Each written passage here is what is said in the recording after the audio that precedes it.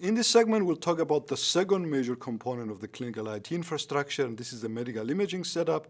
And this is my own personal area of research, so you may get a little bit more of a details here just to reflect that. So this is a history of major medical imaging modalities. Medical imaging starts in 1895 with the discovering of X-rays by William Röntgen. And you can see a picture of how radiologists used to look at X-rays. They would be printed out on film or developed on film originally. And they would put it on these things called light boxes. This is what a light box is. It's a lighted box that you put the X-ray on top, and radiologists would just stare at it and see if they could identify things.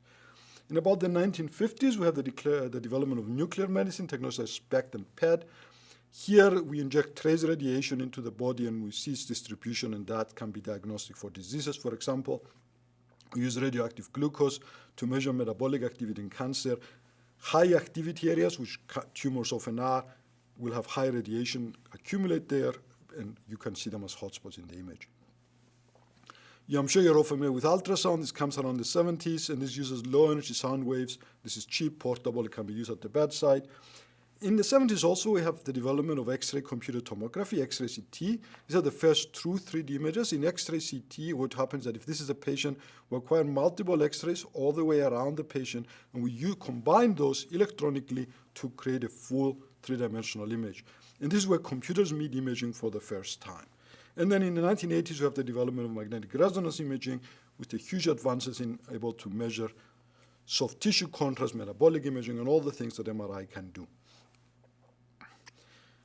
In the clinical space, the big words you'll hear, these words PACS and DICOM and the databases. PACS, the Picture Archiving Communication System, is the main imaging database of a hospital.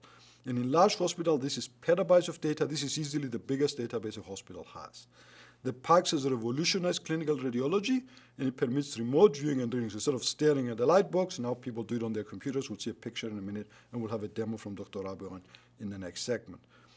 DICOM now is the communication protocol used to interface with PACS. DICOM stands for Digital Imaging Communications in Medicine, and it's a network standard that you need to use to access a PACS. So this is a radiology snapshot from a radiology view. So this is a digital image. Now you see it on the computer. You can zoom in. You can change contrast. And for those of you interested to know more about DICOM, it's an excellent book by Pianic by the same name, Digital Imaging Communication Medicine, called DICOM. And you can learn about all this, about this protocol and how it works. Now, in a hospital, when you come to be imaged, these are the components of an imaging study. First is the patient, you as the patient, and you're identified by patient ID. This is your ID. This is the number that tags a study for a database. And then the next thing at level down is a study. So it's an imaging session consisting of potentially many scans. We'll call them series. And this is tagged by study unique ID or UID here. So each time you lay down on a scanner, it's a new study. So if you come in one day and you get a CT and an MRI, that's 2 studies potentially.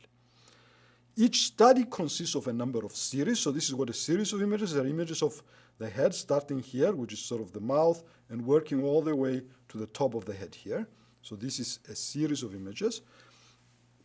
And each series is made up of, and we'll put the series at the bottom, of instances. An instance is a single slide. So this is one instance, this is another instance, this is another instance.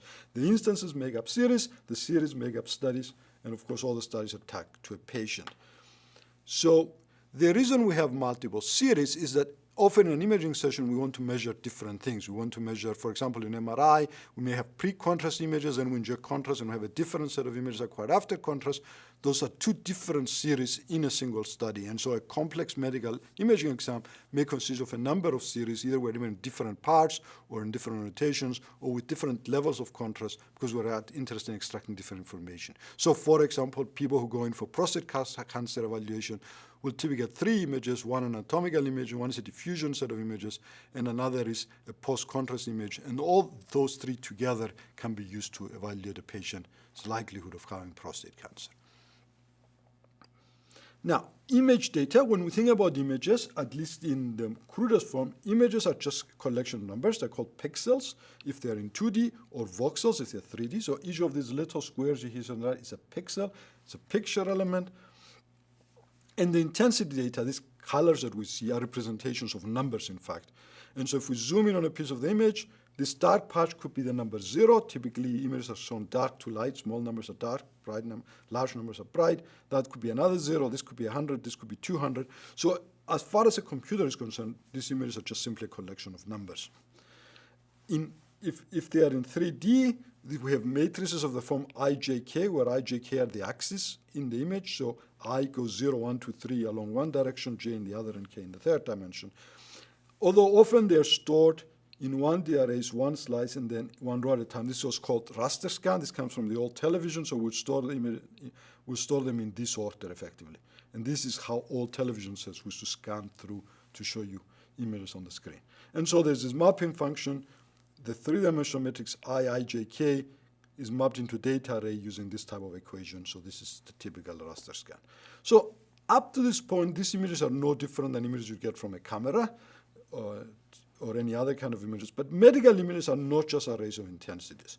So they present extra complications. There's significant metadata that defines things like the resolution and orientation. There may be intensity mapping functions implied in that, and I'll explain that in a second. And it's important to understand before blindly trying, for example, to apply computer vision-derived machine learning techniques. And this is a significant point. There's a lot of interest in taking techniques derived from computer vision, particularly object recognition, to apply them to the medical world. Now, there's a number of problems in that. One is that those techniques typically involve 2D images. Medical images are often in 3D. The other is that the numbers in the images may mean different things in different times. So the number 100 may need to be shifted and multiplied by some constants to give you a true number, for example, in nuclear imaging of radiation counts. And that number may be different from image to image. So if you just look at the intensity table, this is not the whole information. You may have to look into the header. The orientation and the resolution are also important because some images may be 1 millimeter resolution, some may be 2 millimeter. You can't mix and match them blindly as well. So the metadata in medical imaging is critical, unlike, for example, camera images, which for the most part are straightforward there. So how do we specify the orientation of the image?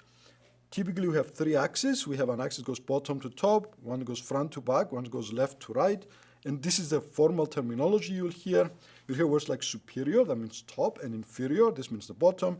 Posterior, that's the back, and anterior, that's the front. And of course, left and right as before. And so if we see how we specify the orientation of the image, we use I, J, and K to indicate voxel index. So this is I0, I1, I2, I3, I4. We just count the squares. We use X, Y, Z to indicate position in millimeters. So for example, if the pixels are 2 millimeters apart, this may be 0, 0, 0. This may be 2, 0, 0 because it's 2 millimeters in X, Y, Z, whereas it's 1, 0, 0 in I, J, K. And to map I, J, K to X, Y, Z, we need the position of the first voxel, the circle that just appeared, and then the distance, the spacing between voxels along each of the axes of the image. The spacing is usually equal to the image resolution, although there's some special cases where it's not. And the way we specify image orientation is often with these three letters. For example, LPS. LPS means that the y-axis goes from right to left. The letter is the to part. In the in-plane, j-axis goes from anterior to posterior, and the slice axis goes from inferior to superior. LPS is the typical orientation that requires CT images in the clinic. If you're in research and you do fMRI, you'll see a lot of images that are RAS. The images go to the right, to the anterior, to the superior, and this is 180 degrees rotated from the clinical standard.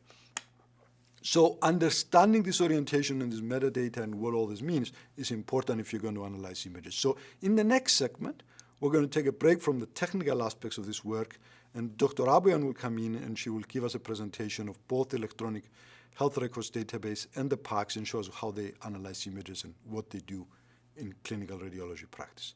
Thank you.